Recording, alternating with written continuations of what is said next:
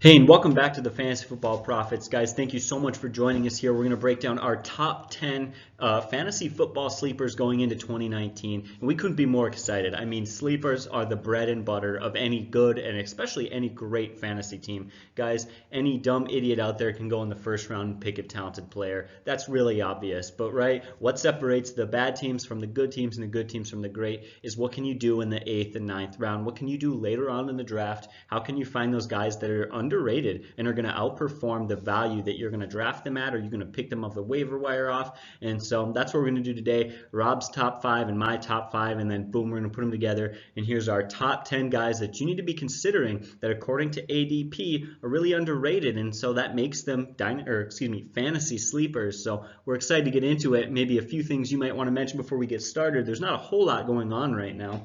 Yeah, not much to say other than thank you guys for the support. Continue to subscribe, hit the notification button, like, comment, share with your friends. Continue to help us build out the really the community that we have with you guys. We love that. Once again, we thank you for your support, and we're getting pretty excited for fantasy football season coming up. But I guess the next big thing would be the draft. The draft around the corner. And then one last thing to add before we get into this, these are our top 10 fantasy sleepers right now. A few things are, there's a lot of other sleepers out there. We're going to do more sleeper videos, and we're going to continue to talk about these sort of players, as well as things are going to change, guys. When the draft comes out, when players are starting to get injured, and we're hearing things about OTAs and minicamp, and all this news comes out, as we get closer to the season, this is going to change. Maybe a few of these guys who are in our top 10 won't eventually be in our top 10, and that's going to shift around and change. But either way, these are guys that we like right now, and we think they're going to have some pretty big fantasy value going into this season. All right, let's get into it. So what makes somebody a fantasy sleeper? For me, really, to determine that, it's outperforming expectations. And is there a better way to determine or measure the fantasy world's expectation of a player right now than looking at his average draft position? I actually have websites out there looking at players' average draft position out there. So I'm going to rely on that a lot when I talk about sleepers, not only here but in other videos. So for me, my first sleeper is Mitch Trubisky. Now, his current average draft position is the 21st quarterback being taken. That's way, way down the list, okay? He's currently being taken as the 134th player overall. To put that in perspective, in 12-team leagues, that means he's going in around the 11th round. That's really late. Now, in a lot of fantasy leagues, there's a lot of owners out there that don't even take their backup quarterback. In fact, I rarely take my backup quarterback. I know you really take your backup quarterback, and we strongly urge you to do the same, unless, of course, you're in a 2-quarterback league. So, to put that in perspective, if he's a 21st quarterback being taken, that means in a lot of leagues he's going to go undrafted. And this is for a guy that could end up in the top 5 or 10 in quarterback scoring at the end of the year. I don't think that's a stretch. We're not just saying he could do that based on some good breaks and necessity of him progressing and getting better. If you consider this, last season, he ended up as the 10th quarterback in fantasy scoring already last year. If you look at his numbers, average points per game, he was the 10th quarterback in fantasy. This is a guy that could be a great steal with huge upside. Now, I think there's a lot of reason to be optimistic about Mitch, about his progress, growth, and the potential that he has. One, this guy's a former first-round pick, 2nd overall. There's a reason why he's a 2nd overall pick in the draft. A lot of experts saw his potential. Now, I think Pat Mahomes, I think the guy kind of spoils us a little bit, because here's what he does. That's a guy that comes along. Pat Mahomes, maybe a quarterback once, maybe 25, 50 years. This guy is a phenomenal quarterback, something you're not going to see very often. He's not normative. And so what he does is he raises the bar in our expectations. But if you take a look at it, historically, the quarterback position has been a position that's a developmental position. It takes time. It used to be normal for a quarterback to sit maybe a year or two while they developed. They had that maturation process that they needed. And for a lot of experts, Mitch was one of those guys that they felt was probably going to be a project. It might take longer for him to mature than most. And the reason why a lot of people don't know this, or they forgot that in college, he only had 13 starts as a quarterback in college. 13. That's an insanely low number. So when they took him 2nd overall, they looked at it as a guy that's going to take a while for him to really grow into it, but he had a lot of what they felt like raw skills. Now, when he first came to the league, I think he had a lot to overcome. Not only the lack of starts in college, but his first year playing with John Fox, he played with a lot of no-name receivers. Then he goes into his 2nd year, right? Brand new coach. Nagy comes in. He's got an expansive, complicated playbook. He had to relearn a new system. That's hard for any quarterback. Now you throw in there this young guy who's developing, got to learn a brand new system. How has Trubisky developed? How's he progressed, right? Well, we'll get to the numbers shortly, but consider Coach Nagy's assessment of his young quarterback. Here's what he has said about him. He said he did just fine. I can tell you how much he grew mentally, he told The Athletic. And here's what he wanted to say. The huddle procedure, calling the play at the line of scrimmage, making the mic ID, and that's What that means basically is identifying the middle linebacker to center the blocking scheme, making checks, flipping it, all that. He did awesome. We have a little wordy offense at times. He aced it, and he went out and did it on the field. And so the coach loves his progress. And he gets to see him day in and day out. And he really feels good about his progress and feels like he's going to continue to grow more this year. Mitch has underrated mobility, and that's a huge boost to his fantasy value. Last year, he had 421 rushing yards. He had 3 rushing touchdowns to that. We saw great progress in throwing. He had 24 touchdown passes last year in 14 games. Compared to the year before, he only had 7, so he progressed very well there. Now, in 2018, the first 3 games, he looked brutal. He really struggled there. But after that, he became a totally different player. And from that point forward, his quarterback rating for the rest of the year was over 100. It was excellent. During that same stretch from that point forward, he had 22 touchdown passes and only 9 interceptions in just 11 games. You take that and you project that out, that's 22 touchdown passes over 16 games. That's very good. His quarterback rating jumped from 77 to 95 from his rookie year to his second year. And last year, he was ranked 6th among quarterbacks when it came to his quarterback rating during play-action plays. Now, if you know Coach Nagy, he's determined to work on that running game and be more consistent. And I think that's going to be great because it's going to play right into the strength of Mitch, who's very good at mobility, play-action, things like that. I think Coach Nagy's creativity and an improved running game is going to really help him and mature as a quarterback. And then if you look at Nagy, since he took over back, the year before he took over, they were 29th in the NFL in NFL scoring. Last year, they went from 29th to 9th, so they really improved that offense. A couple more things, and I'll close out. I want to hear your thoughts on him in just a second here. Allen Robinson looked a lot better down the stretch. We'll talk about him shortly, but the last 8 games, they built some chemistry. Robinson's going to be 2 years removed from ACL surgery there. I think that's going to be huge, had them on the same page. Healthy. I think rookie Anthony Miller showed good upside. Tria Cohen is a very dangerous weapon there. The 21st quarterback being taken is a steal. He's a huge sleeper. I'd be happy to use him, take him and run with him all year while in the first rounds where guys are taking, Pat Mahomes. I can use that to grab great running backs, wide receivers, build out my bench depth, things like that. I think this guy's a huge sleeper. Any thoughts on that?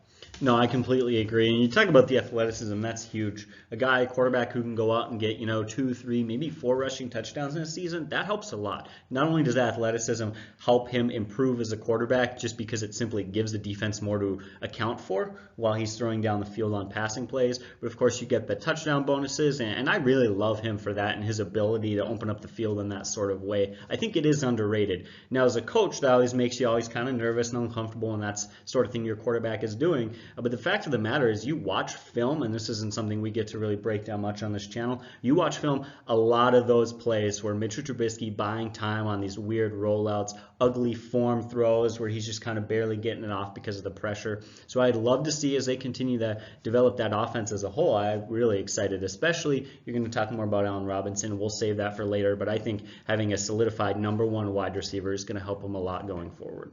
All right, let's get to your first sleeper.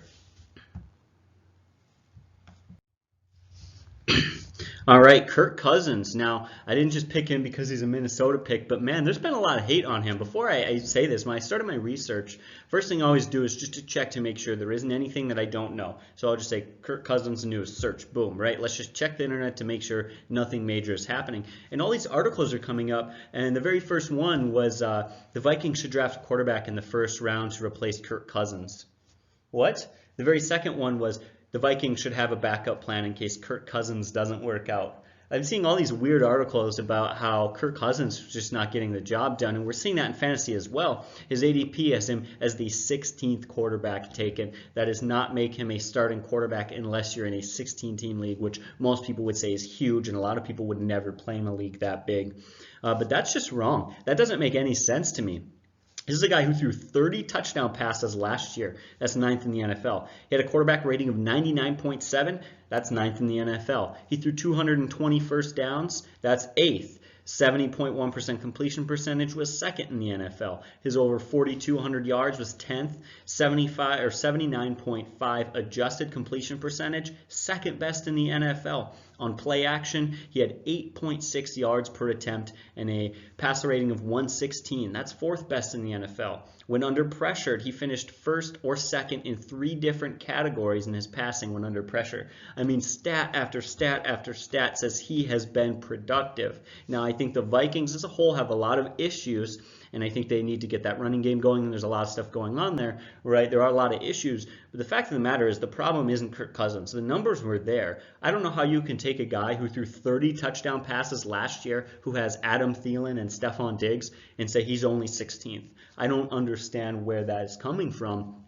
And especially because I think things are going to get better going forward. For starters, last year, the offensive line was absolutely horrendous. And the Vikings are honestly a bunch of morons if they don't go out and improve that offensive line. We can guarantee that that's what they're going to do in the first 2 rounds of the draft and trying to improve things. And in fact, one of the reasons that offensive line struggled, we can almost guarantee some improvement simply off of the fact that they're going to have a coach for a whole year.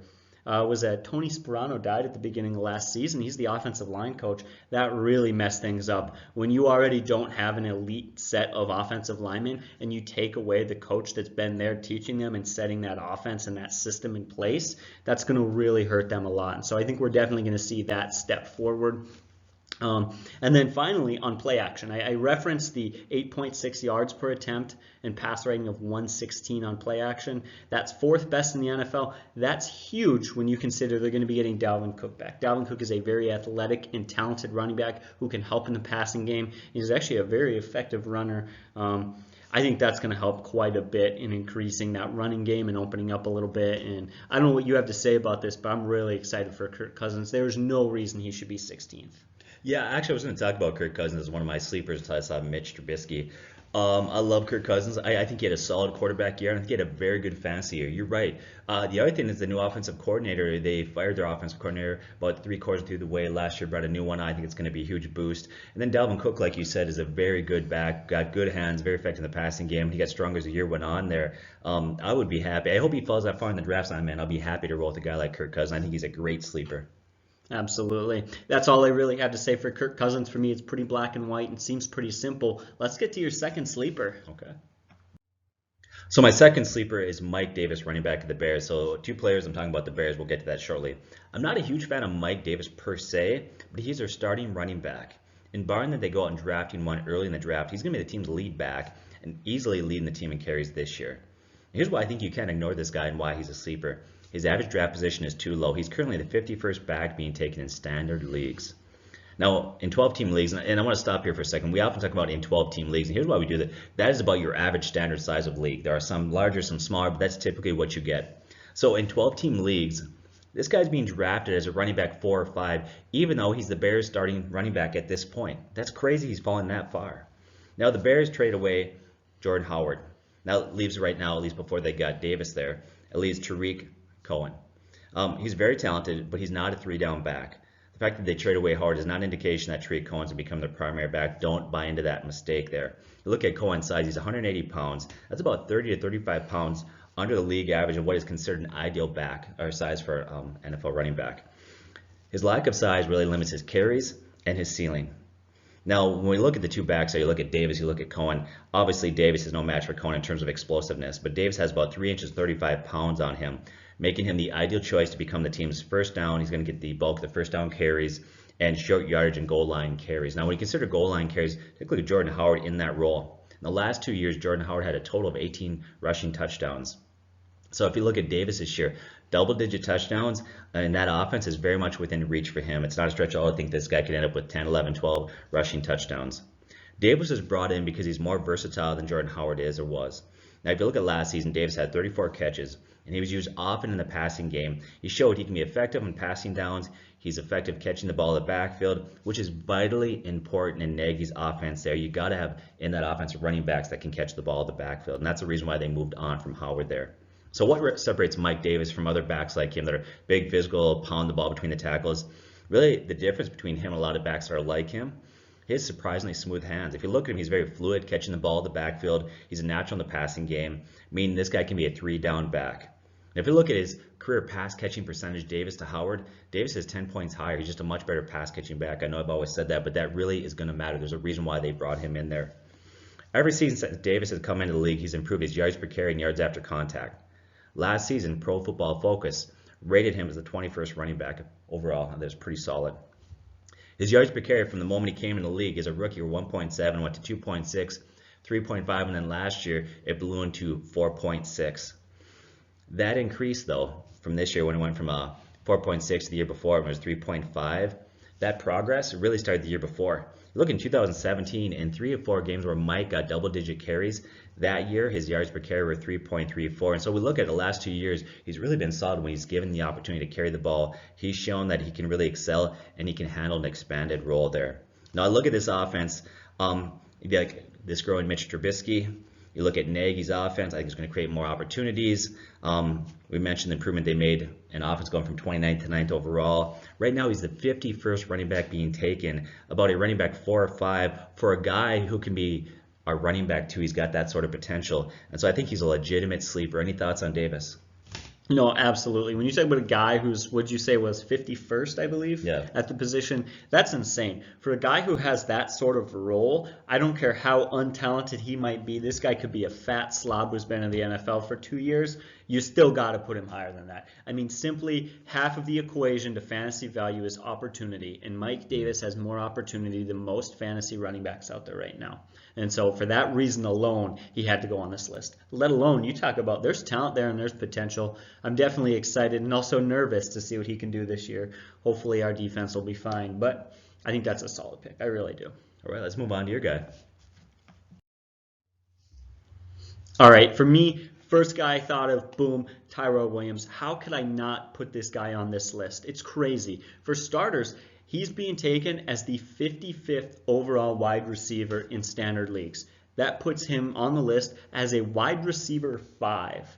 In a lot of leagues, because we're in a 16-team league where our bench is shallow, some of those leagues, I don't even have 5 wideouts. There was one point where I had 4 wideouts in that league, and so that just shocks me. Of course, not most leagues aren't going to be that big. You have, a lot deeper benches and stuff, but that was my first thought. He had a good season last season. He had 41 catches on 63 targets for 653 yards and 5 touchdowns. Now, those numbers are pretty good, but they get even better when you really break down what was happening there. Essentially, he was the wide receiver 3 because Keenan Allen was there and Mike Williams was there. So for starters, you look at that, boom, that's automatically better. Now he comes into Oakland this season. He's going to have a much expanded role, and that's going to be huge. What I really like about him is he had 5 touchdowns in the first 8 games. Now, typically, I like guys to do the opposite, to finish strong rather than start strong. But really what happened was Mike Williams got hot. The second half of the season, he really, really improved. Mike Williams is a guy who was a first-round, 7th overall pick and really had, due to injuries, not really found himself yet. And the second half of the season, he became the Mike Williams that the Chargers drafted him to be. And that's no knock on Tyrell Williams. Of course, he lost that job to an early first-round pick. I believe that Mike Williams could be the starting wide receiver, the number 1 wide receiver for probably half of all teams in the NFL. I think he's a very good wide receiver. So again, I don't think that's a huge knock on Williams. I don't think he's going to be this elite top 12 number 1 on your team wide receiver. But let's talk about some more reasons why I do like him. So there's that. Almost 700 yards, 5 touchdowns. I really think he could be a 1,000-yard guy with 10 touchdowns, and I'll tell you why. Not only is he's a great deep ball threat. He averaged 15.9 yards per reception last season. That is a absolutely perfect scenario. He is a flawless, perfect, amazing complement to Antonio Brown. I love it. Antonio Brown takes a lot of the pressure away. He's the guy who gets the double teams and who gets more targets. But you know who's going deep, who's making those big plays, and I think he's going to find the end zone. Probably even could find it 10 times this year. That's going to be Tyrell Williams. And the guy is athletic. 1/3 of his yards came after the catch last season. That means, if Phillip Rivers threw him the ball 10 yards downfield, he caught it and got you another 5. I mean, that is absolutely insane that 1/3 of his yards came from that. Most wide receivers in the NFL can't do that and will never do that. And so that tells you what he's able to do when he's given the opportunity. I'm just excited to see what this guy can do as a wide receiver 3 or a wide receiver 2, maybe in fantasy leagues, when now he's coming into the Raiders and he's going to have that number 2 opportunity, and I think he's really going to shine. But what do you think? Yeah, you mentioned it, the last guy we talked about, and it's about opportunity. I don't care how talented you are, you need to have that opportunity, and he goes from a team where he's essentially the 3rd guy now, and he's sitting as the wide receiver 2 at this point, and so I really love the opportunity there. I think he's going to be a nice compliment. I don't see him cracking in your wide receiver 1 or 2, but I think he could be a very solid wide receiver 3 on most fantasy teams there. A guy that you could get late, and according to what you're saying, this guy's going to fall pretty far there, so it'd be a nice guy that you could draft later on and throw as your number 3 guy. It could be huge. So absolutely, and I'm actually going to talk a little bit about Derek Carr later, so we'll address the quarterback situation soon. But Rob, Let's get to your next guy. Okay. So my next sleeper is Allen Robinson, wide receiver of the Chicago Bears. Yes, I'm doing a Bears play. This is the third Bears guy I've done so far. I'm not a Bears fan. In fact, they're the arch rivals. I'm a Vikings fan. But I will always want to be honest. I want to put aside my bias. And I want to deal with numbers and facts. And I looked at it, and I got to talk about Allen Robinson. I feel like this guy's going to have a good year. Currently, his average draft position, he's the 29th wide receiver being drafted. So that puts him in the range of about a wide receiver 3 in 12-team leagues. Yet this is a guy that's got a wide receiver 1 potential, honestly. Our memories are short. We forget about what he did back in 2015. Heading into 2016, he was being drafted in a lot of leagues as a top 5 to 10 wide receiver. He'd just come off a huge year the year before where he had over 1,400 yards and 15 touchdowns, and he was young. Now, he did struggle after that year and a little bit in some other areas. Most of it, I think, is out of his control. He was injured, but a lot of his struggles were Blake Bortles. Blake Bortles is not a good quarterback. We said that last year. Some of you disagreed with us. And there's a reason why the Jags moved on from him. And I think that really hurt his numbers in 2016. So he comes into 2017. He's got high hopes. He has a good preseason. In the very first game, in fact, early in the first game, he tears his ACL. Boom, he's done. So he recovers from that. He signs a huge contract with the Bears. He's brought in to be the team's #1 wide receiver. And you have, I would say, an average season. 754 receiving yards and 4 touchdowns. I think it was like 13 games, something like that. Not a great year, very average.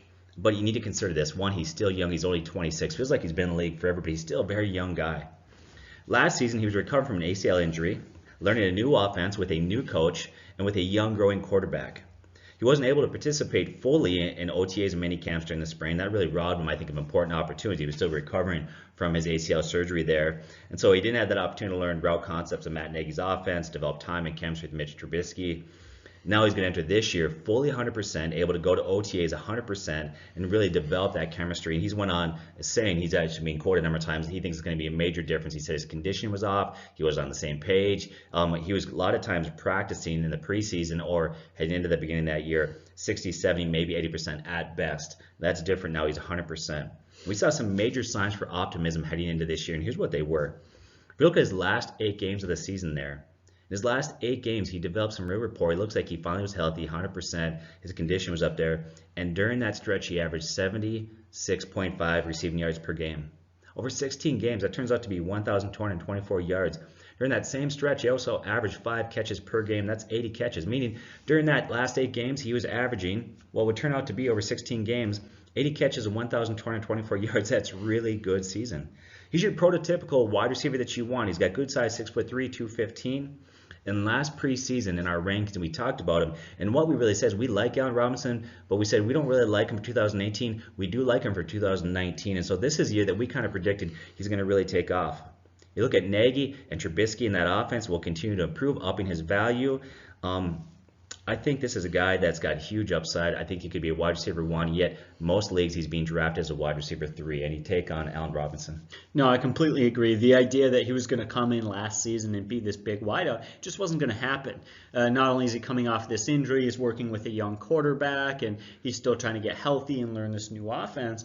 That's not to mention the Bears' defense was so good last year that they had felt no need to rush his development or rush Mitchell Trubisky's development. They were fine leaning on their defense, and so that is even another reason to say, hey, like, take your time. And so we're absolutely going to see, all right, it's been a whole year from there. He's finally healthy, and it makes a big difference. I don't know how many time after time and year after year we see good wide receivers have bad seasons because of injuries. It's just the way that it is for whatever reason. Injuries are a really big deal, and recovering from them is difficult.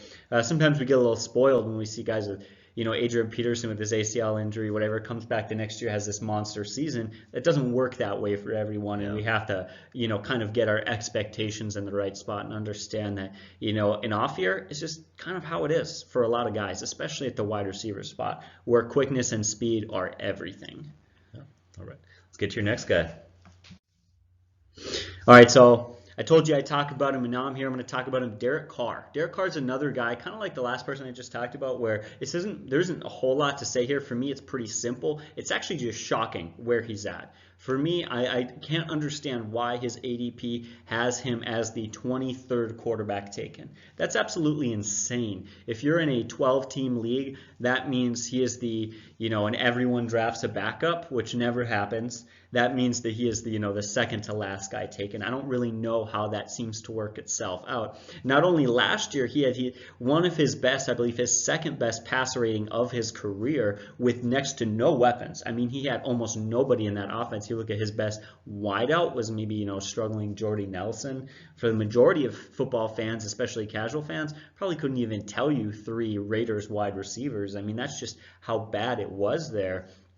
And then, of course, gets used to this new coach in Gruden. And that's one thing that I like is Gruden has been known as kind of this quarterback guru. And I really like that. I mean, quarterback coach combinations are huge. We talk about, Sean Payton and Drew Brees or Bill Belichick and Tom Brady. Having the right coach to complement your quarterback is very important.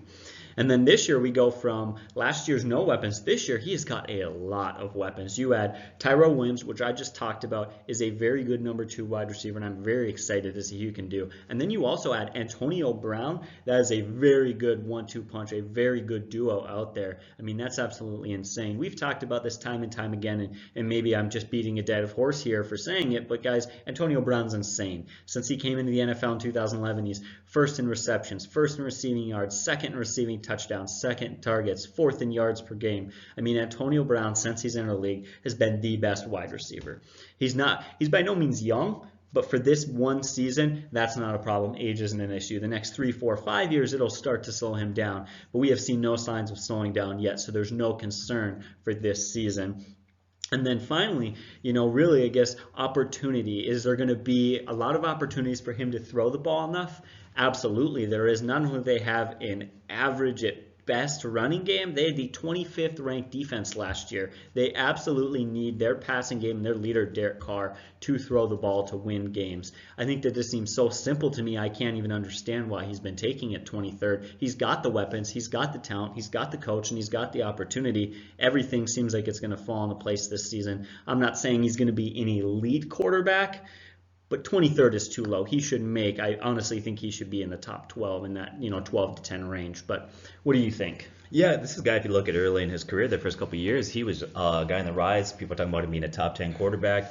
Look at, I think he hit 30 touchdown passes, just missed another time there. He would have had he not got injured, missed the last game. And so this is a guy that was huge. Then he had some struggles. He struggled early last year, the first few games, but you look at his last 8 or 9 games, I think he went a stretch there without throwing don't quote me on this one, but I think he didn't throw an interception down the stretch there. He was very, very good. I think he's very underrated. I think he could be a great steal. I'm not sure that I would trust draft him as a top 12 guy, but I definitely think he's a guy that come week in and week out you could stream. He's a guy that you could plug in, or he's a guy that you could throw on your bench, and maybe if he really develops the way that we expected he's going to develop, you could trade your number 1 quarterback and upgrade in some other position. I do like Derek Carr. Yeah, absolutely. If you got nothing else to say, let's get to your next guy. So my next guy is Sterling Shepard, wide receiver of the Giants. I didn't go with the Bears player, Change it up a little bit here. So Sterling Shepard goes from being the team's number 2 wide receiver now being the number 1 guy with Odell Beckham being traded to the Browns. Yet right now his average draft position is 46th wide receiver being taken. So that means he's about being drafted as a wide receiver 3 and 4 in most leagues. And yet he's going to easily lead the Giants wide receivers in targets. So how will he do being the team's number 1 wide receiver now when he's going to face opposing teams' number 1 cornerback? So that's the argument, he did okay in the number 2 position there, but he's going to see the top corner. Consider this. In 2017, when Odell Beckham was out, he showed that he could be a very good wideout, and he shined in some very difficult situations. In 2017, with Odell Beckham out, Sterling Shepard, he had 3 games that he exploded. He had 1 game, he had 7 catches, 133 yards and a touchdown. Another game, he had 11 catches, 142 yards. In his 3rd game, he had 11 catches, 139 yards and a TD. Now that year, he only played 11 games, but had he stayed healthy, he easily has 1,000 yards and 80 catches. All of that, where many times he was seeing the opposing team not only best cornerback, but double teams because they had a lot of guys that were injured. Brandon Marshall was out, Odell Beckham was out there. Now last year, Odell Beckham missed 4 games. Now during those 4 games, you look at Sterling Shepard's stats, and they project out to be about 1,000 yards per season if he was the number 1 guy there. Now those stats would have been much better actually during that time he was out, but he actually had 1 game. I was looking at the stat breakdown of the games that he played with Odell Beckham out of there. And he had 1 game where they just blew out an opposing team. I can't remember the final score. I think it was Washington. The final score was 40-16, but they were up 40-0 early in the first half. He'd already had a touchdown and 17 yards receiving, but they didn't throw it all the second half. They didn't need to. So I think that kind of lowered his numbers. If he has a normal game in that game there, this guy's projected numbers during the 4 games Odell Beckham is out turns out to be 1,000 yards. Once again, I bring this up to show that when Odell Beckham was out, Sterling Shepard has stepped into that role and he's been very successful. I think he can be the team's #1 wide receiver there. He's still young at 25, and so I think that he's still learning. I think he's a solid ceiling. Another huge vote of confidence for this guy that I like is that recently the Giants gave him a contract extension. And to me, that's a vote of confidence for Coach Sherman that they feel like he's a guy that they want to trust for the next 4 years that they can lean on there. Now, they did bring Golden Tate in, but you look at Golden Tate. Golden Tate's on the downside of his career. Tate is a possession wide receiver with a limited ceiling. He gets low touchdowns. So I think Golden Tate will keep defenses somewhat honest, but he's not going to steal targets away from Shepard like Odell Beckham did. Obviously, that's 2 different wide receivers. Another thing I like about the situation for him there, he'll be the #1 guy there. Is he going to get too much attention? Can he handle being the #1 guy? He doesn't have to worry about getting too much attention because there's a player on that offense that's going to get a lot of attention next year. And who's that? Barkley. Saquon Barkley. You know what? The safety's not going to be sneaking over to cover Sterling Shepard. He's going to be sneaking up into the box, obviously, to give Barkley a lot of attention. So I think that's going to keep things open for him there. Here's another vote of confidence that just show what coaches thinks of him in the league, and it really speaks volumes of just how talented this guy can be. The Patriots actually inquired about his availability before they traded away Odell Beckham. So, well, we all know the Patriots. These, great organization. They find talent. They know what they do. They win championships year in and year out. They are a great organization. And if they're trying to go after a player like Sterling Shepard, I should tell you that's a guy that we should have a lot of respect for in the league. He's being taken as a wide receiver 3 or 4 right now. His current average draft position indicates that he's going to be on the bench for a lot of fantasy teams, yet he's the Giants starting wide receiver. To me, it's a sleeper pick. This is a guy that's gone way too far. Any thoughts? Yeah, so out of curiosity, I missed what you said. What was his ADP right now? His average draft position currently now is 46. He's a 46 wide receiver being taken. For starters, that's just awful. I guess my one note to that will be I'm really curious to see how he does in PPR leagues. I'd imagine as that #1 wide receiver, he's going to get quite a bit of targets, and I'd be curious to see if he's one of those guys who turns into a bit of a PPR specialist. That's just a bit of my inquiry. You did the research for him, so there's no necessarily evidence to support that. I don't have a lot of research for that, but I definitely think that's an opportunity. Do you think there's a chance that happens? It could be. I look at him, okay, what's his fantasy value? I think this guy's got a lot of upside. I think he's very talented. I don't think he's going to become a wide receiver 1 in fantasy, but I do think he's a guy that's got wide receiver 2, 3 value there. As far as his PPR goes, he could. The one thing I do think about there, the one thing I thought about in terms of his targets is that Saquon Barkley is also used quite a bit in the passing game. Mm-hmm. So I think he'd have some PPR value there, but I don't think he's going to become a PPR stud. Yeah. But I think he'd definitely be a very solid wide receiver. Mm-hmm.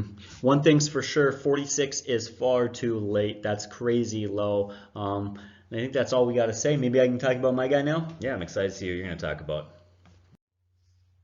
All right, so I don't know how we could not put Calvin Ridley on this list. In fact, I wanted to talk about him earlier, but whatever, just ordered it, whatever. Anyways, I like this guy. Right now, his ADP has him taken 25th in the draft. Now, for starters, I think that actually seems kind of high. 25th is probably the highest ADP among the wide receivers we've talked about, and I still think he's going to outperform that. Not only does he come out as a rookie and he has 800 yards and 10 touchdowns, those are great numbers. I can't remember the last time a rookie wide receiver had 10 touchdowns. I'm sure it's happened, but I can't remember it. It's not a common occurrence. That's a really special thing to do. Even more important than that, not just did he have good numbers, because he started off kind of slow and then he started to gain some opportunities, right? Especially week 1 there, but he generated great pass rating. He actually generated a pass rating of 125.8 when targeted. That is second best in the NFL. That beats Mike Evans, Antonio Brown, Juju Smith-Schuster. That beats all the other elite wide receivers. The only guy who beat him in generated pass rating when targeted was, do you know who it is?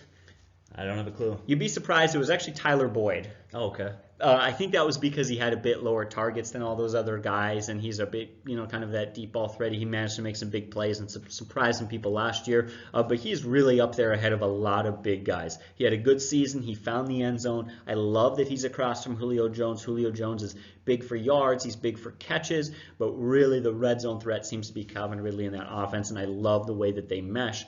But even more importantly, and I talked about this when we did our wide receiver video, so my apologies for beating a dead horse and rehashing watching this is what really surprised me. The big difference was what he was able to do for Matt Ryan. From 2017 to 2018, when Ridley joined the team, Matt Ryan threw an extra 15 touchdowns, over 900 yards, an additional 1.2 adjusted yards per attempt, and added 16 points to his passer rating. That's absolutely phenomenal. Adding in a good number 2 wide receiver like Calvin Ridley, who is underrated, is huge. I definitely think he's going to outperform his rank 25th on the list. I don't think he's going to quite break into that top 12. I still think he's a number 2, but he's definitely going to outperform that number 25 spot. I know some people are going to disagree with me that at 25 he can't be a sleeper, but I do see him in the top 15, and so I'm going to put him there. Maybe as a bit of a stretch. However, I like him so much I couldn't pass up the opportunity to talk about him.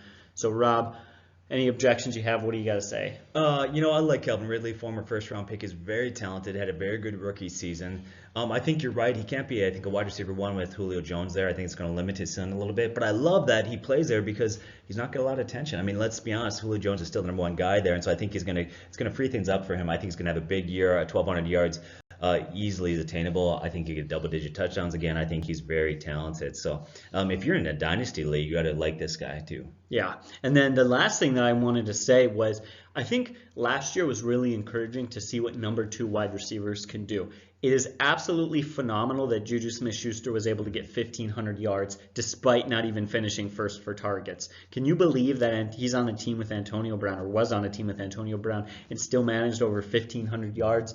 That for me was one of the things that said, okay, the talent is there and the opportunity is there, and is there going to be enough targets to spread around? And when you look at that example, can Atlanta do that? Maybe not to quite that extent, but it definitely gives me some confidence that that's a possibility. In the modern day NFL that we're living in, the modern day fantasy that we're dealing with, quarterbacks throw the ball a lot, and there's a lot more opportunity for that. So that was the last thing that I wanted to add there. Yeah, not just 1,500 yards. He had 111 catches. I mean, he had a phenomenal year across the board. So, all right, let's get to our next player. So my final sleeper is wide receiver Robert Foster of the Buffalo Bills. Currently, he's the 65th wide receiver being taken. So this guy's going to cost you nothing, but he's got a huge upside and his ceiling is very high. Now, this guy was highly touted when he left high school and headed into college. In fact, when he left Central Valley High School, he was the nation's number 2 wide receiver recruit by a lot of experts, the number 2 guy coming out of high school. So he bypasses a chance. Okay, he could have stayed and played at Pittsburgh there, but he goes to Alabama. Now, Alabama, of course, in year in year out plays for national championships. That's wonderful, but it really limited his opportunities to contribute there. And some of that was really out of his control. If you look at his college career, he had a very quiet college career. His numbers weren't that great. Some of that was out of his control. He had some injuries, and there was just huge depth on that roster. There's so many recruits that they had there. And then if you look at Alabama, they just really run a conservative offense. So it's not going to produce big numbers to begin with. So goes to Buffalo. After 3 weeks on the practice squad, Foster rejoins the Buffalo's active roster and immediately produces the Bills' first 100 receiving game since October 22, 2017. In his first NFL start, he caught 3 passes for 105 yards. Coaches went on to say this about him. The drive that he showed, he didn't even leave town on the bye week. He stayed back on their bye week to continue working hard. He wanted to find an opportunity to play. I love that about a player that's just going to work hard and bust his rear. Coaches went on to say he was making plays in practice but was not translating into the games. There are some things he needed to clean up technically that were causing some errors, and his drive showed he wanted to fix that and take care of it. He did just that. He didn't leave town on the bye week. He stayed back. He focused. He earned an opportunity. After we brought him back, he just took off from there. The coaches love this guy. Now, due to injuries and some ineffectiveness by the Bills wide receivers, he got an opportunity to start. If you look down the stretch there, 4 of the last 6 games, he had over 100 receiving yards he averaged, so he was very solid there. In his last 7 games, he became the team's really number 1 wide receiver. During that stretch, he had 3 touchdowns, and he averaged 73 receiving yards per game. During that stretch, those 73 receiving yards per game projects out to be about 1,168 yards over 16 games. That's very solid. Now, despite limited college stats, his stats in college were not that good. He was still invited to the NFL Combine, which says a lot. Not everybody gets an invite to that. Not every college player can go. They're very limited. And yet, even though he had a very quiet college career, they brought him in because of his athleticism. While he was there, he was clocked at a 4.41 40-yard dash. That was 5th overall among wide receivers. While he was there, he showed a lot of athleticism. He was a guy that, coming out of high school, said was a 5-star prospect. Here's what scouts said at the Combine about him. Here's some of the strengths that they listed. Premium athlete, flashes explosiveness, the ability to make him a converted 5-star recruit. He has twitched up feet, able to stutter and burst past press coverage. Accelerate allows him to climb, separate, to go into routes. Routes are unrefined, but talent is there to get much better. He has modeled traits for a position coach to work with. He's threatening an open field. He's able to shake initial tackles with subtle body shifts, yet continue to run at a fast pace. You just go on and on. They just break this guy down. This guy's got a lot of potential. He just needed the opportunity. I think he's got one there with Buffalo. Now, he had a very quiet college career. And I think the Bills are familiar with that. If you look at Fred Jackson, remember Fred Jackson? Fred Jackson had a great NFL, but if you look back in college, he was a backup running back in college. So you look at Foster, he developed rapport with quarterback Josh Allen, who returned from an elbow injury and started his final 6 games of the season. During that time, Foster had 22 catches, 404 yards, and 2 touchdowns. Coach went on to say those two formed some really nice chemistry there.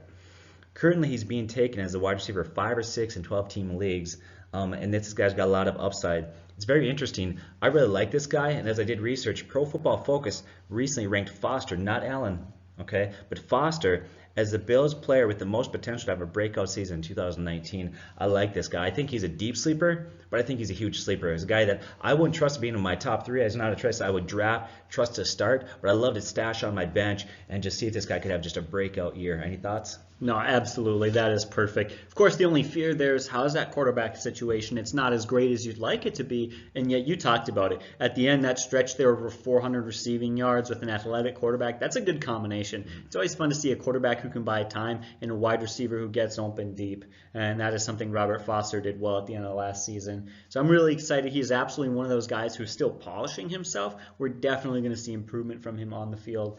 And so that is one of those things. You're completely right to say, like, should you trust this guy as your number 2 or number 3? No, you shouldn't. But this guy is absolutely worth a shot, absolutely worth taking because he is a solid sleeper and he has huge potential. All right, let's get to your final guy. All right.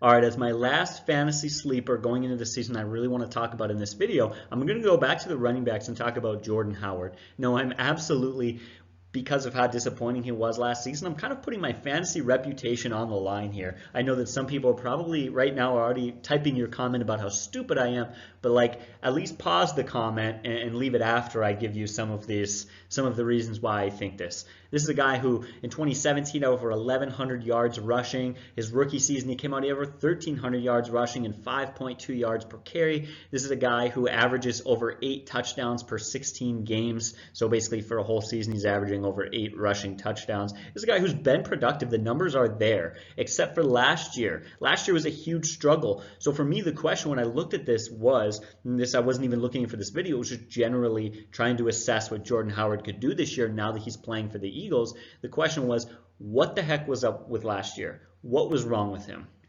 And so for me, really the question was, is it his fault or was it the Bears' fault? And you know what I genuinely found? I found that it was the Bears' fault. Maybe the system or the offensive line, or maybe he was splitting too much time with Cohen. I don't know what it was, but I genuinely think it was the Bears' fault. And I'll tell you for a few reasons. One, he absolutely struggled last year, but he still had 935 yards and 9 touchdowns. So like, let's not pretend like he was an absolute bust, right? His season was not as good as we wanted it to be, but it wasn't horrendous. He averaged 3.7 yards per carry, and that was what I would honestly call ugly, and that was bad. So for me, what I started looking into was yards after contact, elusive rating, breakaway percentage. What can I see here to assess if that's his fault or the offensive line's fault? And what I found was he ranked What I found was he had 2.74 yards after contact on average. That is not an elite number. That's very good, and that's very hard for him to keep up with. He had 250 carries last year.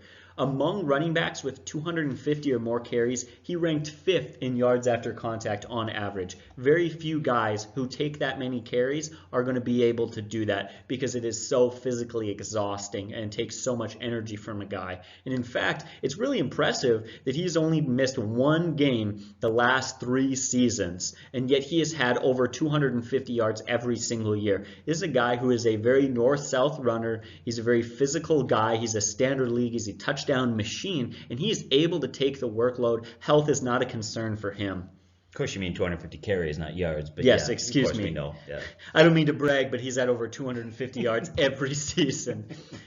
Excuse me, thank you for correcting me. See, someone's already leaving a comment about it right now. But anyways, and then the final thing that I looked at was it just him or did the whole team struggle for rushing? And the whole team struggled. In fact, the Bears were the 28th best rushing team in the league last year. They ranked 28th in rushing. It wasn't just him. I think it was really a product of the system. And what I like to see going forward this year is now he's playing for a team where they're going to be able to capitalize on his skill set. And that's what I'm excited about. They're not going to ask him to rush for 1,500 yards. They're not going to ask him to do a lot in the passing game.